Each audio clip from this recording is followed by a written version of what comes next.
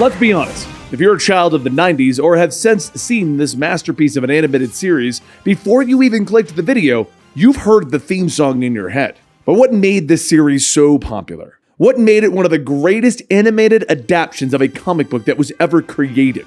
Well, let's take a look at that.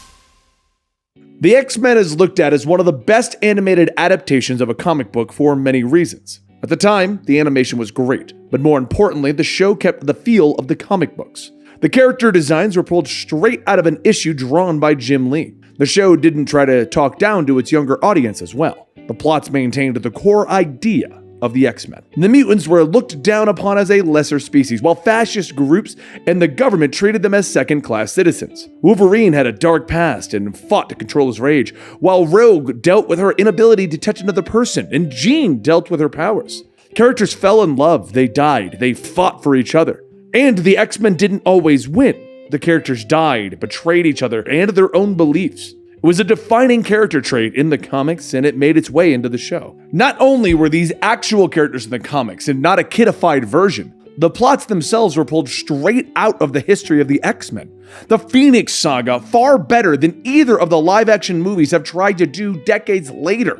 Days of Future Past, Apocalypse, and his Four Horsemen. The show even followed the current structure of the X-Men comics at the time, weaving their plots through multiple episodes and seasons. While the show generally followed a 2-episode arc, these stories would feed into future episodes and callbacks would be made all the time. The show gave the fans a grand tapestry of the X-Men universe, not simply a one-and-done story.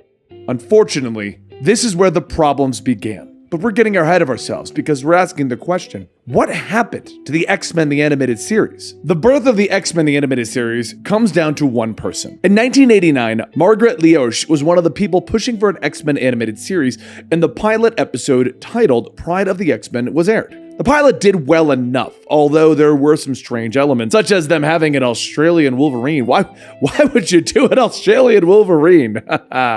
Yeah. Wait, she's not joining the X-Men, is she?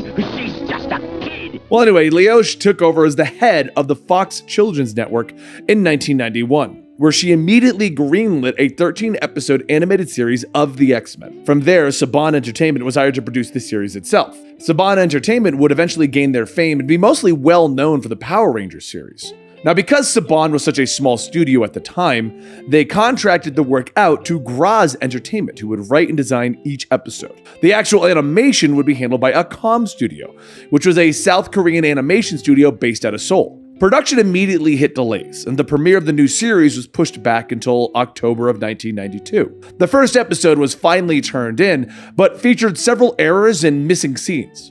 With no choice, Fox decided to air the unfinished episode. When the next several episodes were turned in with errors and missing scenes, Fox threatened to cut ties with the animated studio entirely. Because some episodes were not completed in time, Fox had no choice but to air some of the episodes out of order. The X-Men episodes tended to be two-parters, and at times, the second episodes were shown before the first episode. The Fox executives weren't happy, and the showrunners put in a brief recap at the beginning of each episode to try and alleviate this issue. I personally remember as a child being very confused and assuming maybe I had missed one of the episodes. Maybe it had aired when I wasn't paying attention to my Saturday morning cartoons. Now, despite all of these issues, the first season managed to air on Fox Kids, with the ratings being incredibly high, and the series being greenlit for a second season. However, here is where things started to get a little bumpy. While the first season maintained the idea of the long story format, with each episode feeding into the next one, because of production issues, Fox pushed for the show to adopt a more one-and-done strategy.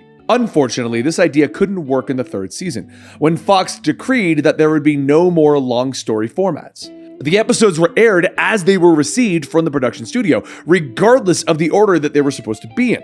And because of this, the grand saga that was the Phoenix storyline was aired out of order and lost some of its epicness.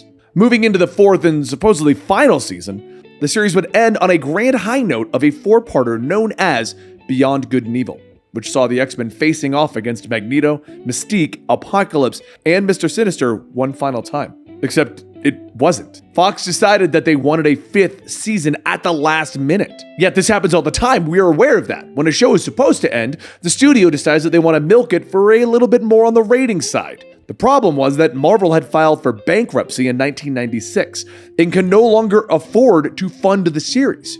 Yes, Saban Entertainment, which had hit it big with series such as Power Rangers and, does anyone remember these? Beetleborgs and VR Troopers? We should totally do a What Happened to Those sometime. Decided to fund the last season of the show themselves. So the 5th season was actually funded entirely not by Marvel. What this meant, however, was that the production values of the show took a notable dip in the final season. Since Saban was funding everything, they had to switch to a cheaper animation studio. This is very noticeable in the final episodes of the series. The show had a second finale in the episode titled Graduation Day, in which Professor Xavier dies and the team says their last goodbyes. The series aired between October 31st, 1992 through September 20th, 1997. While people can look back at it now and poke holes in some of the plots and point out how certain accents were bad, and some of the acting was cheesy, or that certain aspects of the show don't hold up, the fact is that the show ushered in many a young fan into the world of comic books, myself included in that. The series, along with the likes of the Spider-Man animated series and the Batman the animated series,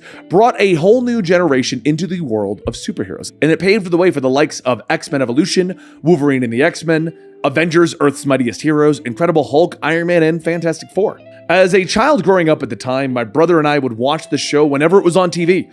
And I can tell you that I don't remember the episodes being aired out of order because I didn't know what was happening. I thought I was missing them. And I didn't care that some of the animation didn't look that great because I couldn't tell that it didn't look that great or that the voice acting was iffy. It was great to me. I remember the cool storylines, the awesome characters. I remember Wolverine calling everyone a piece of gutter trash. And above all else, I remember that theme song. And I remember it for Morph. And there you have it. We have brought back our What Happened To series. A lot of you guys enjoyed this when I did about 6 or 7 episodes a long time ago of various cartoons that had come and gone and no one knew where they went. We actually didn't do any of the popular shows. We did the popular shows that had gone off the air early. So I don't know. I sat around and decided, hey, with the Disney Plus service coming out and a lot of these shows being available again, maybe some of you would find the history of some of the more popular shows interesting. So we decided to kick this off with the What Happened to the X-Men, the animated series. We got a few more lined up that we want to look into, like what happened to the actual Justice League Unlimited show and what happened to Earth's Mightiest Heroes. But you guys go ahead and list out shows that you enjoyed as kids down below, or shows that you enjoyed as adults. Just let me know what shows you're curious about, why it ended early or felt like it ended early, or why it just didn't keep going. We'll look into it and we'll get you the information. Some of this in the X-Men one, I actually found really interesting because until we did this research, I had no idea that they had switched studios or that Saban had so much to do with the show. I'm a fan of Power Rangers. I know who Saban is. Anyway, guys, thank you so much for your support. I hope you guys enjoyed this return to an older series. If you didn't, let me know and be like, Benny, we don't want this. We don't want this anymore. Just let me know in the comments down below. But if you do want more, give this video a like. Let me know what you think about it and let me know what shows you want us to cover next. Thank you, and I'll see you next time right here at What Happened To.